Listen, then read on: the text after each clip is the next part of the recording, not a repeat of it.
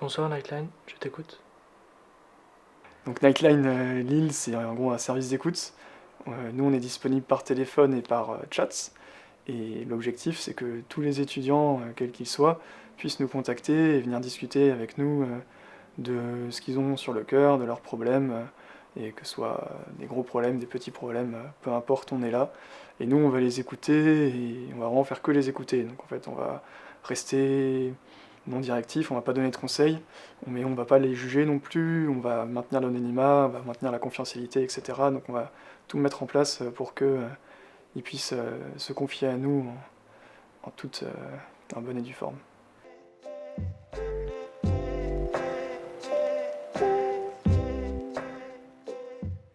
Il y a beaucoup de thèmes différents en fait. Il y a énormément de thèmes différents, et même tous les thèmes possibles. C'est-à-dire qu'il y a autant d'appels qu'il y a d'appelants. Et tous les étudiants qu'on est, on vit tous des choses différentes. Et donc forcément, on va retrouver toutes ces choses-là dans les appels. Après, en règle générale, on peut plus ou moins un peu établir des stats vaguement, mais on peut dire qu'il y a beaucoup de gens qui parlent de solitude, qui parlent de stress, d'angoisse liée aux études, liée peut-être à leur couple ou à leur relation amicale. Actuellement, on a vu poindre aussi les problèmes avec la pandémie, avec le confinement.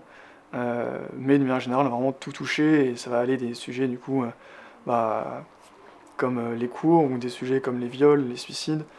Ça va vraiment être ouais, de tout et puis tout un peu mixé des fois aussi.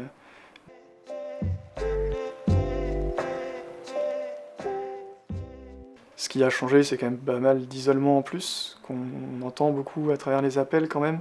Une sensation aussi de se faire beaucoup culpabiliser en tant qu'étudiant, comme étant responsable de la crise, alors que y a beaucoup de gens qui font aussi des efforts, qui se forcent à pas voir leurs proches, à pas voir parfois leur famille, leurs amis, qui prennent beaucoup sur eux, qui vivent des années assez dures, enfin des mois assez durs en tout cas, avec les cours à distance ou pas. Bref, beaucoup de personnes qui sont toutes affectées différemment évidemment, mais en généralité quand même pas mal d'isolement et juste de complications liées au Covid quoi.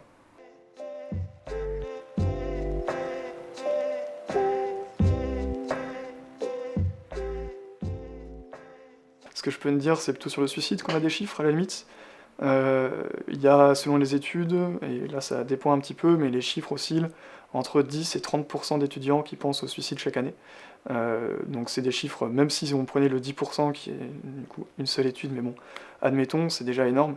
Énormément de personnes qui en parlent, aussi une majorité de ces étudiants qui en parlent jamais à personne en fait, et qui juste vit soit cet isolement, soit autre chose, hein, tout type de détresse possible, et qui ne mentionne pas.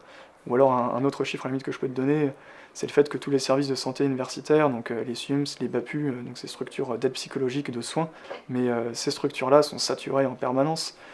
Déjà là, on est du coup au premier semestre, hein, on est fin novembre, et il y a 3 mois d'attente pour prendre un rendez-vous dans certains BAPU, il y a au moins 1 mois pour prendre un rendez-vous avec un psychologue aussi dans les SUMS, juste parce qu'il n'y a pas les effectifs suffisants, il n'y a pas les effectifs nécessaires, et les psychologues ont beau faire du mieux qu'ils peuvent, ils peuvent pas non plus faire des miracles, quoi. Et donc on a des personnes, des étudiants qui se retrouvent à devoir patienter pendant des semaines, voire des mois, alors qu'ils sont dans des états plus ou moins urgents, mais en tout cas qui peuvent aller jusqu'à l'urgence, et qu'on doit juste faire attendre.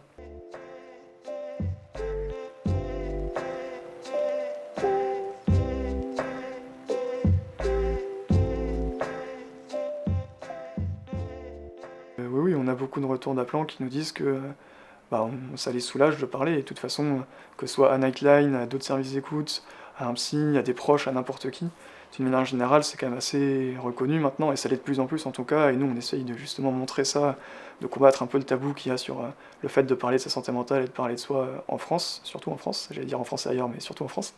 Et donc oui, on a beaucoup de retours de gens qui nous disent que ça leur a fait du bien, on a quelques retours aussi qui nous disent que on a pu, ouais, on a éloigné des pensées suicidaires ou des choses comme ça. Après, c'est pas général, hein. Il y a aussi forcément des gens qui sont moins satisfaits de ce qu'on peut proposer parce qu'on n'est pas là pour donner des conseils. Donc, faut pas, enfin, on est loin d'être parfait et on est juste adapté à certaines personnes qui auront besoin de parler. Et dans ce cas-là, on peut leur fournir cette aide-là, quoi.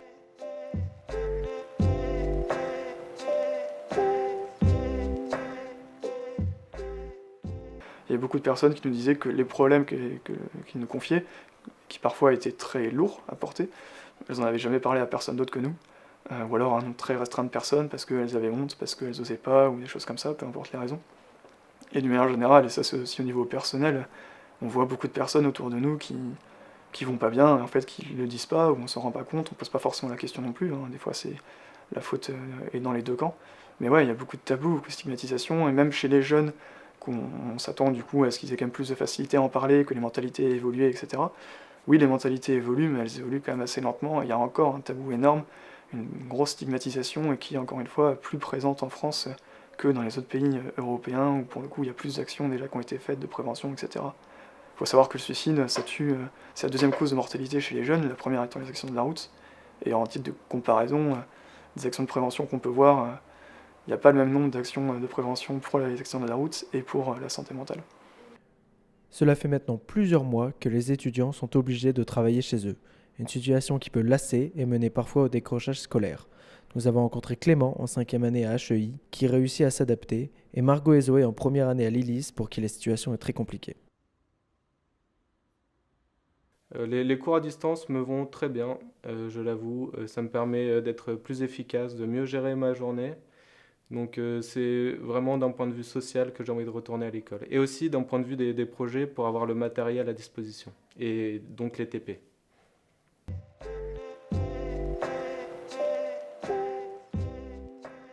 Alors oui, totalement. J'ai l'impression que les profs sont plus indulgents envers nous. Parce qu'il y a la distance, donc ils ne peuvent pas savoir exactement quel est notre problème, et il y a une certaine indulgence.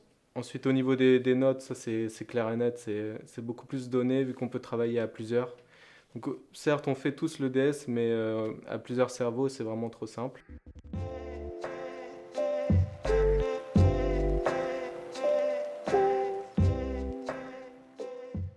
L'année dernière, malheureusement, avec le Covid, mon stage a été annulé. Donc c'est vrai que c'est beaucoup plus difficile sur le terrain professionnel de trouver un nouveau stage sans avoir d'expérience précédente. Mais les entreprises sont assez compréhensives. Et oui, et aussi au niveau du décrochage, je suis bien content d'être en dernière année parce que je travaille beaucoup moins. Voilà. Alors moi personnellement je le vis assez mal, être enfermée et pas assister aux cours en réalité ça me dérange beaucoup et j'ai l'impression d'être submergée par les cours à distance.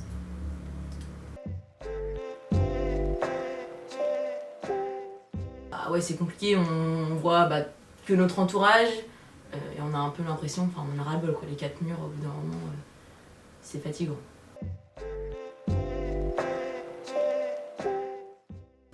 Pour ma part, ce deuxième confinement, il était que pour les étudiants finalement et ça aussi c'est pas facile à vivre parce qu'on était les seuls à pas assister aux cours, à se retrouver tout seul et à travailler tout seul et je trouve pas ça cool pour nous quoi.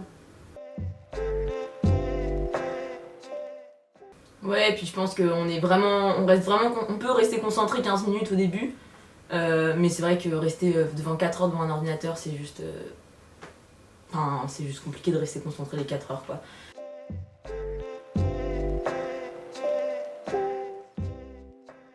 Puis je pense qu'on se sent vraiment submergé parce que finalement, on n'a même pas vraiment eu de lien entre... On est passé du lycée à la fac sans vraiment qu'il se passe quelque chose, on n'a pas passé vraiment de bac.